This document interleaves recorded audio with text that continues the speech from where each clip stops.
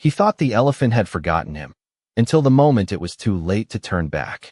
The crowd stood quietly under the wide Texas sky, the late afternoon sun casting long golden shadows across the dusty sanctuary grounds, as a massive gray elephant named Charlie slowly made his way into the open field, his footsteps heavy yet calm, each one pressing deep into the dry earth, his ears gently flapping against the warm breeze, while dozens of visitors watched from behind a wooden barrier, cameras raised, voices hushed with anticipation, because today wasn't just another day at the sanctuary. Today was the day a man had traveled over 6,000 miles hoping to answer a question that had haunted him for nearly 4 decades. And that man, standing just a few feet away from the barrier with trembling hands and a heart pounding louder than he could control, was Michael Carter, a 63-year-old former wildlife caretaker who once raised this very elephant when it was just a helpless calf. A bond so strong back then it felt unbreakable. Yet now, after 39 long years of silence, distance, and life pulling them apart in ways neither could have imagined, there was only one thing left to find out. Did Charlie remember him? Or had time erased everything they once shared? Michael swallowed hard as he stepped closer, his boots crunching softly on the gravel path, his eyes locked on the towering animal that once followed him like a shadow. But something felt off immediately. Charlie didn't react, not even slightly. The elephant continued walking forward, calm, distant, almost indifferent, as if Michael were just another face in the crowd, another stranger passing through. And a quiet murmur spread among the onlookers as they noticed the same thing. No sudden movement, no recognition, no sign of excitement, just silence, heavy and uncomfortable, pressing down on the moment that was supposed to be unforgettable. Michael's lips parted slightly as if he wanted to say something, to call out the name he hadn't spoken in years, but the words caught in his throat, because deep down, a fear he had tried to ignore the entire journey was starting to take shape. What if Charlie really didn't remember him? What if all those years, all those memories, all those moments they once shared meant nothing now? What if to Charlie, he was just another human standing behind a fence, and nothing more? The elephant slowed briefly, lifting his head just enough to glance across the crowd. But his gaze passed right over Michael, moving on without pause, without hesitation, like a breeze brushing past without leaving a trace. And in that single moment, something inside Michael sank. A quiet, painful realization beginning to settle in his chest as the distance between them felt greater than ever. Not measured in feet or miles, but in years, in silence, in everything that had been lost in between. And as Charlie continued forward without stopping, without turning back, the question that had brought Michael here suddenly felt heavier than he was ready to carry. Michael did not move for a long moment, his fingers tightening slightly around the worn photograph he had carried across continents, the edges softened by time, and the countless times he had taken it out just to remind himself that what he remembered was real, that the bond had truly existed. Yet standing there now, watching Charlie drift farther away without a single sign of recognition, the memory felt fragile, almost imagined, like something that belonged to a different life rather than his own. And behind him he could hear the low whispers of the crowd beginning to shift from anticipation to quiet disappointment. The kind that people tried not to show but could not quite hide, as if they had all expected something magical and instead were witnessing something painfully ordinary. Emma Lewis stepped a little closer to him from the side, her voice gentle but careful as she spoke, explaining that elephants had strong memories but also complex behaviors, that sometimes recognition was not immediate, that sometimes it did not happen at all. And Michael nodded as if he understood, though the words barely reached him, because his focus was still locked on the massive figure ahead, now nearly 30 yards away, moving with slow, deliberate steps toward the far end of the enclosure, where a small cluster of trees cast a patch of shade across the ground. And for a moment Michael considered calling out, just once, just to see if the sound of his voice might break through whatever barrier time had built.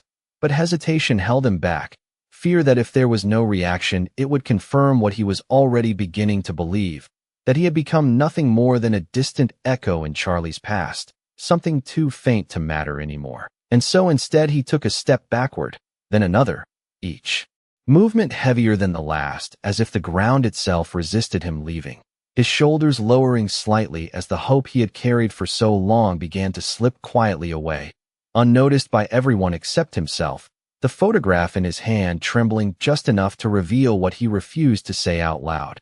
And as he turned slightly toward Emma, offering a faint and strained smile, he spoke in a low voice that barely rose above the ambient noise of the sanctuary, saying that perhaps it had simply been too long, that animals moved on just like people did, that maybe it was unfair to expect otherwise, and Emma started to respond but stopped herself, sensing that anything she said might only make the moment heavier. So instead she gave a small nod and stepped back, allowing him space. While the crowd slowly began to lose interest, a few people lowering their phones, others turning away to follow different paths, the energy of the moment dissolving into something quieter and less certain. And in the distance, Charlie reached the shade and paused, his massive body partially silhouetted against the fading sunlight, his head lowering slightly as if resting, completely still for a few seconds that stretched longer than they should have. And Michael took one final look, memorizing the outline, the shape, the presence that had once meant everything to him, before finally shifting his weight and beginning to walk away, each step carrying him closer to the exit path that curved gently, out of sight, the gravel crunching beneath his boots marking a slow and steady retreat. And just as he reached the bend, just as the space between them was about to be filled with nothing but distance and silence, something behind him changed, subtle at first, almost imperceptible, like a shift in the air that no one could quite explain. And though he did not turn yet, there was a strange feeling that settled over the scene, as if the story was not finished, not quite, not yet. Michael had just taken another step along the curved gravel path when the faintest sound reached him from behind, so soft it almost blended into the rustling leaves and distant murmurs of the remaining visitors. Yet something about it felt different, deeper, like a low vibration that carried more than just noise. And he slowed instinctively, without fully turning around, his body reacting before his mind could catch up, because somewhere in that sound there was a familiarity he had not heard in decades, a tone that stirred something buried far beneath years of distance and doubt. And back in the open field, Charlie had not moved toward the trees as expected, but had instead shifted his weight, his massive frame turning ever so slightly, his ears lifting just a fraction as if catching something in the air that no one else could sense. The stillness around him no longer calm, but charged with a quiet tension that began to ripple outward. Emma noticed it first, her eyes narrowing as she watched the elephant's posture change, the subtle lift of his head, the way his trunk hovered just above the ground instead of resting. And she took a cautious step forward, her attention fully drawn back to him, while the few remaining visitors paused mid-conversation.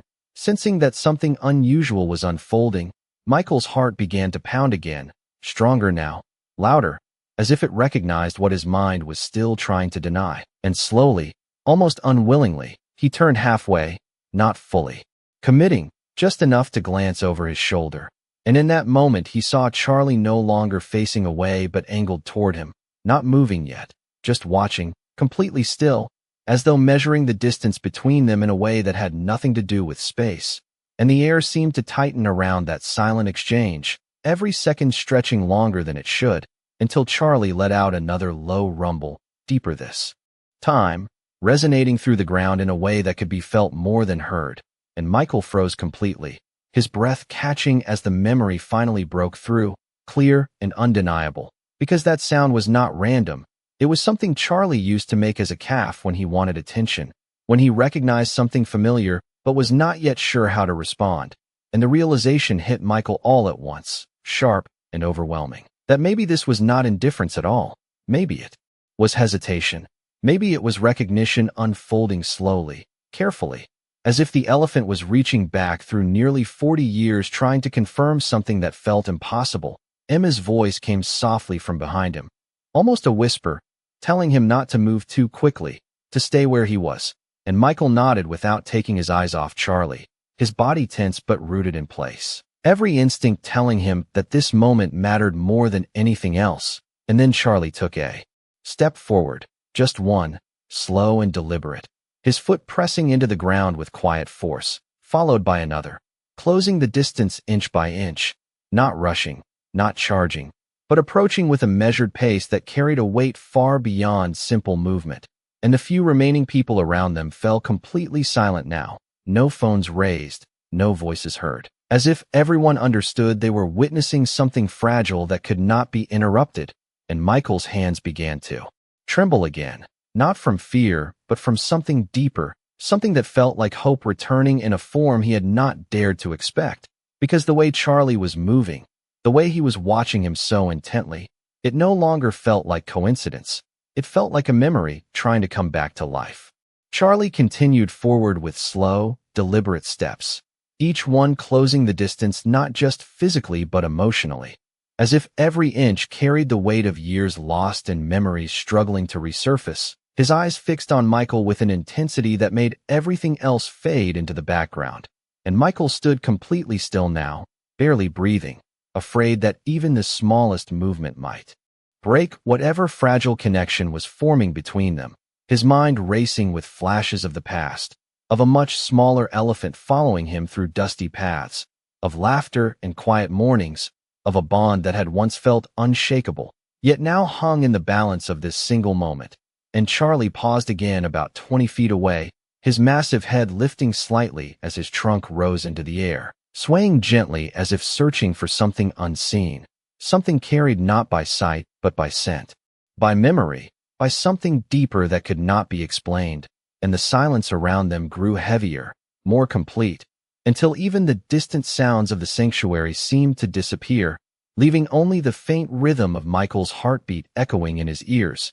Emma watched closely from a distance, her posture alert but restrained, knowing better than to interrupt, her experience telling her that whatever was happening now had to unfold on its own, without interference, because forcing it could shatter everything. And Charlie took another step, then another, his movements no longer hesitant but purposeful, his trunk extending farther now, reaching out slowly, carefully, until it hovered just inches from Michael's chest, the space between them charged with something almost electric, and Michael's hands trembled at his sides as he fought the instinct to reach out too quickly, to hold back just enough to let Charlie decide, to let the moment belong to the elephant rather than himself. And then, in a motion so gentle it seemed almost impossible for a creature of that size, Charlie's trunk made contact, brushing lightly against Michael's shirt, pausing there as if absorbing something, as if confirming what his instincts were telling him. And Michael felt it immediately, not just the physical touch but the recognition behind it, the unmistakable sense that this was not curiosity, not caution, but something far more personal, something that had been buried and was now rising back to the surface. And his eyes filled with tears before he could stop them, his voice barely a whisper as he finally spoke the name he had carried for so long. Charlie. And the reaction was instant.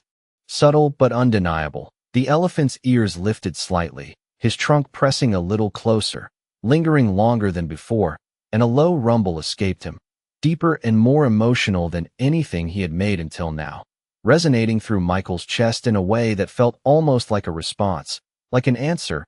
And the distance that had once seemed impossible suddenly felt fragile, as if it had never truly existed at all. And in that moment, standing face to face after nearly 4 decades, it became clear that this was no longer about whether the past had been remembered, but about the undeniable truth that something had never been forgotten.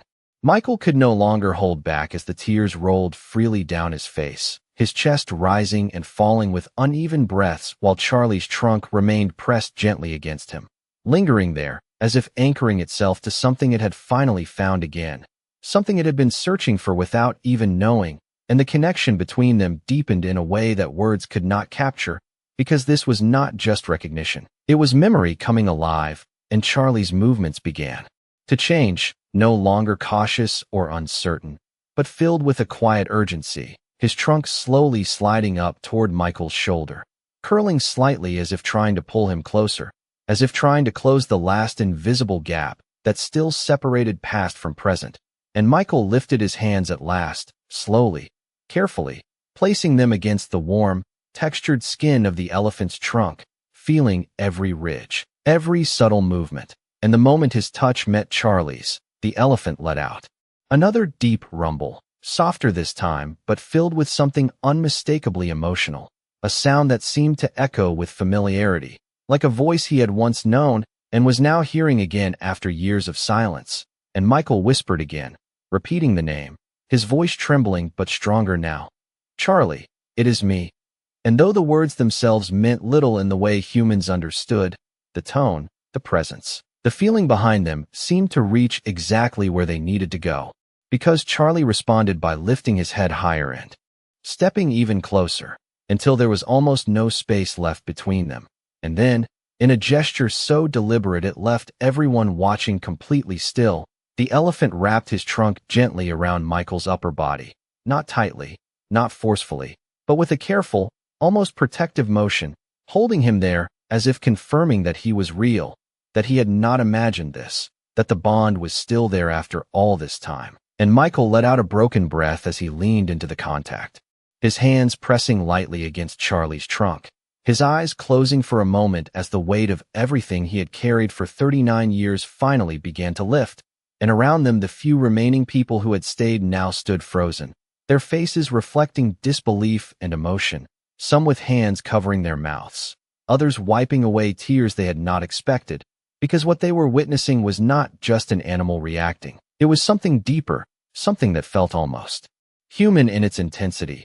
Emma stood quietly to the side, her eyes shining as she watched the scene unfold, knowing that moments like this were rare, almost impossible to predict, and yet here it was happening right in front of them, unfolding with a quiet power that no one dared interrupt.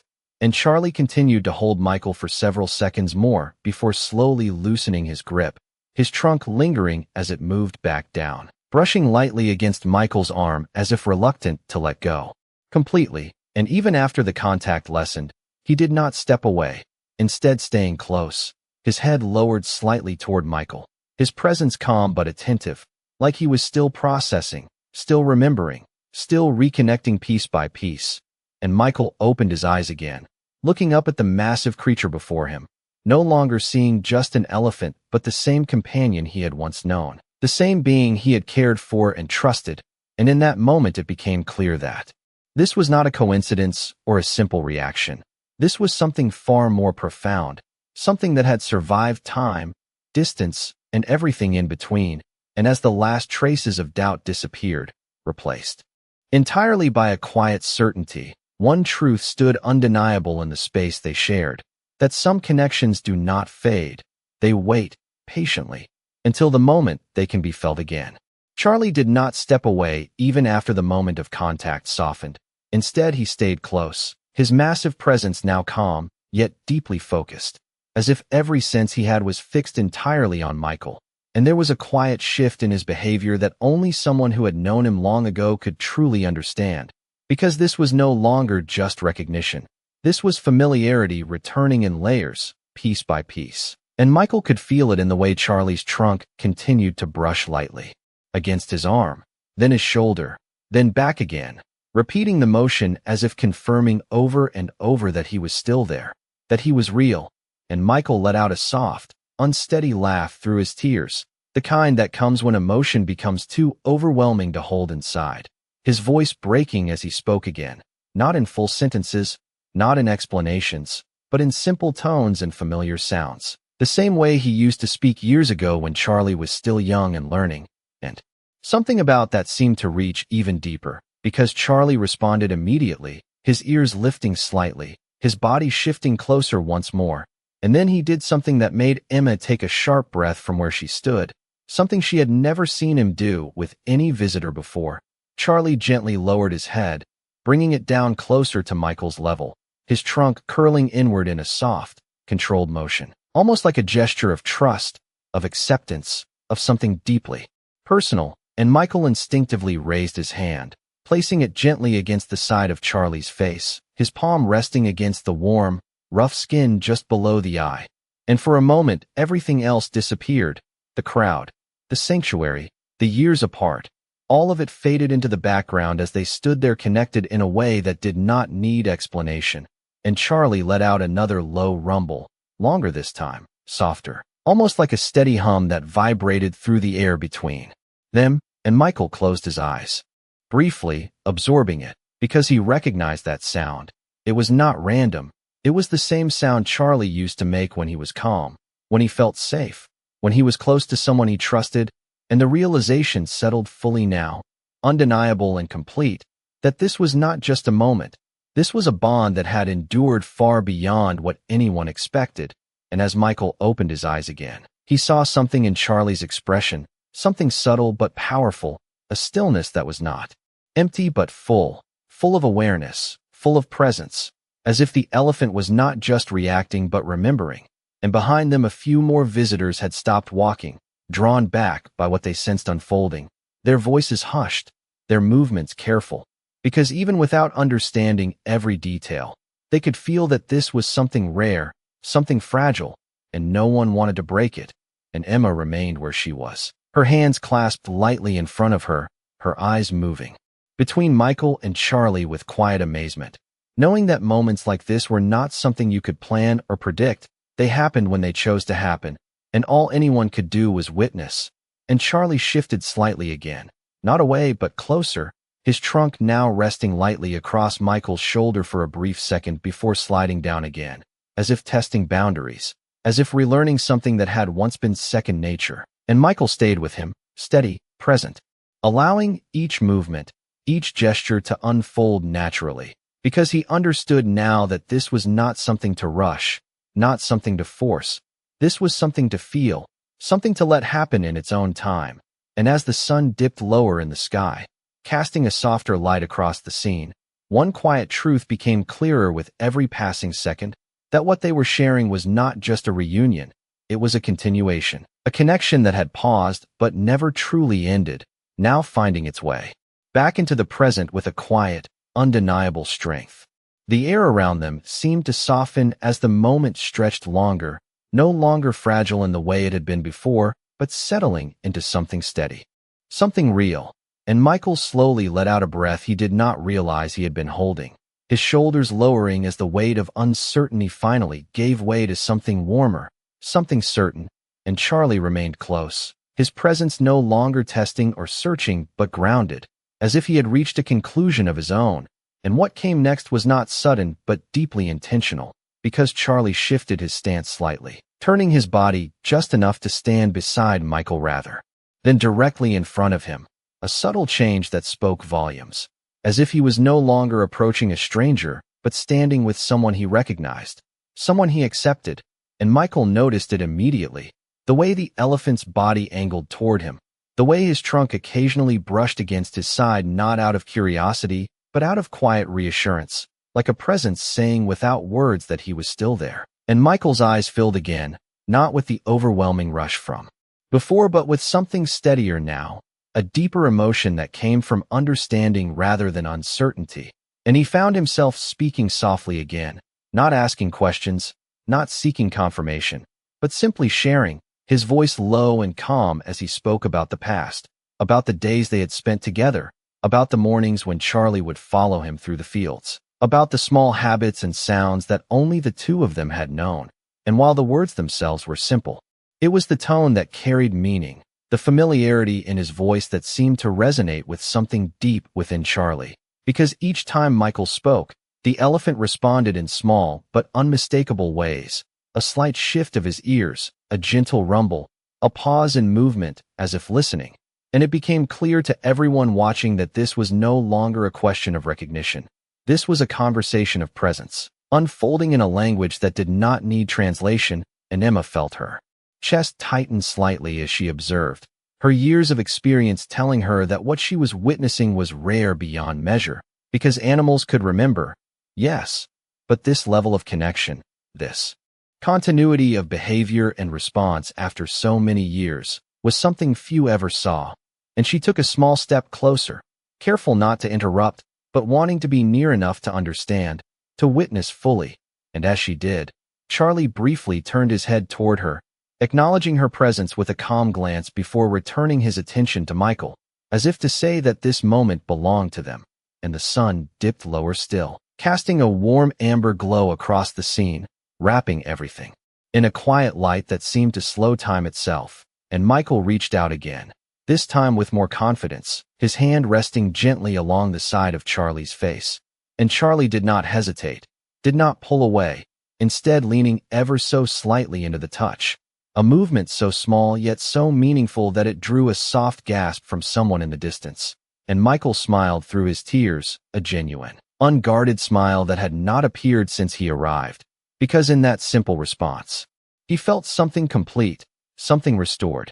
And as the moment continued to unfold without urgency, without pressure, one thing became undeniable to everyone present, that what they were witnessing was not just an emotional reunion, but something deeper, something that spoke to the enduring nature of connection itself, a quiet reminder that time could stretch, distance could grow, but certain bonds, once formed, did not disappear. They waited, patiently, until the moment they could be felt. Again, the moment did not rush forward. It unfolded slowly, like something that understood its own importance. And Michael found himself no longer thinking about time at all, not about the 39 years that had passed or the distance that had once separated them, but only about the present, about the steady warmth of Charlie beside him and the quiet rhythm of connection that continued to deepen with every second. And Charlie remained close, his massive form now completely relaxed, his movements gentle and deliberate, as if he had fully settled into the certainty of who stood beside him. And there was a noticeable shift in the energy around them, something that moved beyond surprise and into something calmer, more profound, as the few remaining visitors stood silently, no longer reacting with gasps or whispers, but simply watching, absorbing, understanding in their own way that this was something rare, something meaningful. And Michael slowly began to walk, just a few steps forward along the edge of the enclosure, not leaving but moving naturally, instinctively. And for a brief second there was uncertainty in the air again, a quiet question that no one voiced, but then Charlie followed, not immediately, not abruptly, but with the same steady pace, falling into step beside him as though it were the most natural thing in the world.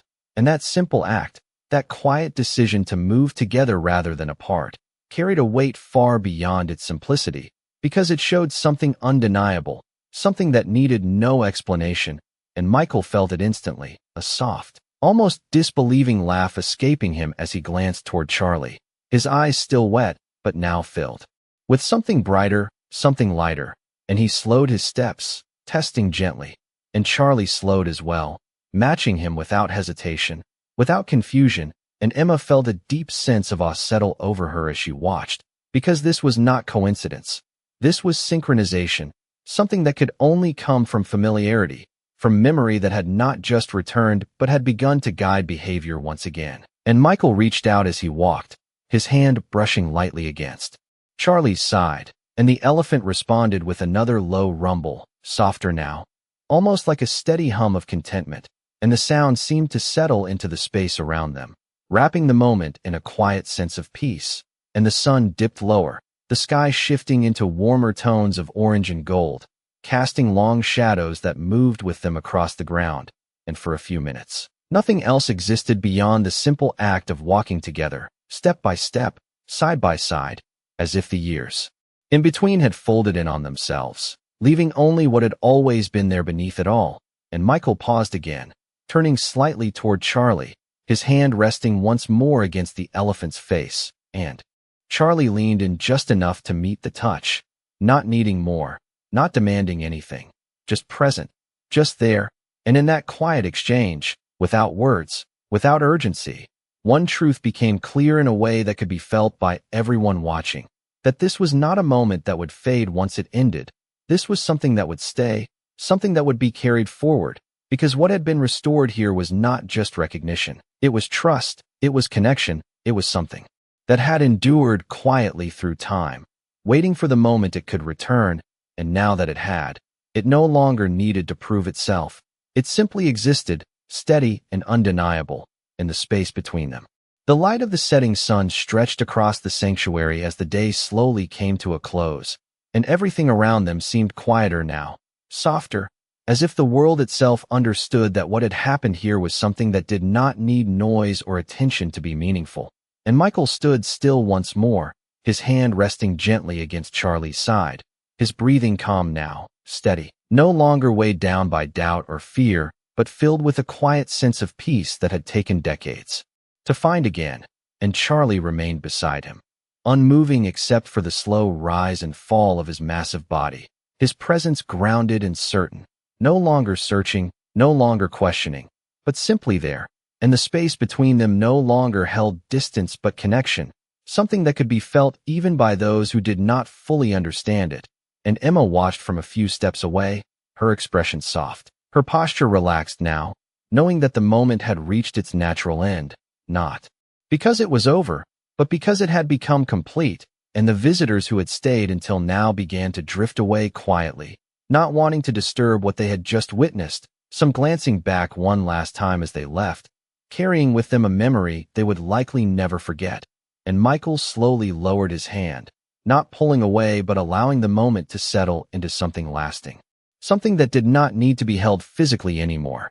And Charlie responded in kind, his trunk brushing lightly against Michael's arm one final time, not as a question, not as a test, but as a simple acknowledgement, a quiet confirmation of everything that had passed between them. And Michael smiled softly, his eyes still carrying traces of emotion, but now filled with something deeper, something stronger, and he took a small step back, just enough to create space.